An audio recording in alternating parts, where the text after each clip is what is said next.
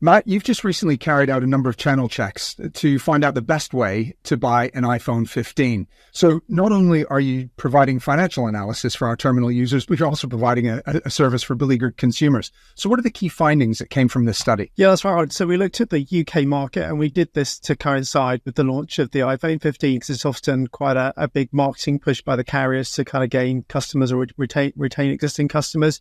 And so I think there's a couple of really interesting findings from this. The first is it pays to shop around. You can save a lot of money by thinking carefully about how you buy a phone. And there's a couple of main ways you can do this. You can either kind of basically get an airtime and phone bundle through your mobile carrier, like EE, for example, or you can break it up and you can go to Apple, buy your phone, and then get a SIM-only contract from your carrier. And maybe surprisingly, it's much better value to go to Apple to buy your phone and get a SIM-only contract from your carrier than it is just to go straight to your carrier and get the bundle. And you can save, depending on if you trade in your existing phone or not, upwards of £250 to £300. So over the life of a 2-year contract, that's kind of £10 plus a month, which is maybe about a 15% or so savings. So it's not insignificant.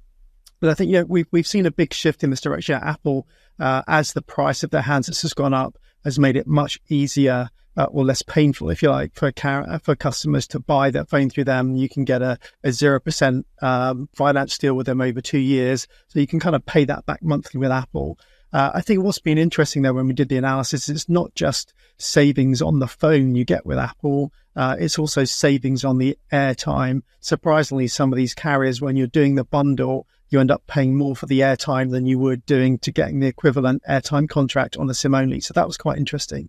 So that's the first point we'd make. I think the second thing that was quite interesting is that none of the carriers seem to be making an incremental push around the iPhone 15 in the UK to gain share. Essentially, that the kind of pricing structure that we saw pre the launch are still there. So that essentially means that 3 of the carriers, so EE, Vodafone and O2, are essentially pitched almost identical on pricing. And then you've got 3 which is priced at quite a big discount to the other carriers. But, we thought maybe you'd see perhaps EE or perhaps O2 put some interesting offers in the market to gain share, but they seem to be happy to just kind of let the market continue in its current equilibrium state. So I think those are the kind of 2 main points for us. Shop around. Don't think that your carrier is the best value when big new phones are launched. 3 obviously at a big discount. The others not really chasing market share. Why do you think that is? I think it's because they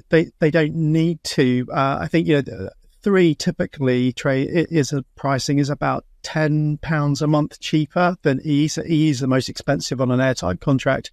3 is the cheapest. So £10, that's about kind of almost a 50% discount at the low end of the market and about a 30% discount at the top end when you're getting an unlimited deal. So it's a significant discount, but I think essentially 3 struggles still with this perception that it's got very poor network coverage and quality. And so I think the other carriers just seeing that they don't need to reduce that price discount to hold on to their customers.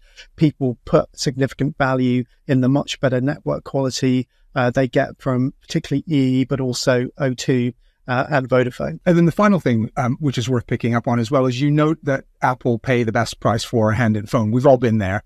What constitutes good for the consumer out there? Yes, it is quite a big difference. So if you took an iPhone 13 to Apple, when we did this, you'd have got £350 for a good condition phone, and the other carriers were typically offering maybe around kind of £300. So quite a big difference there in what you get.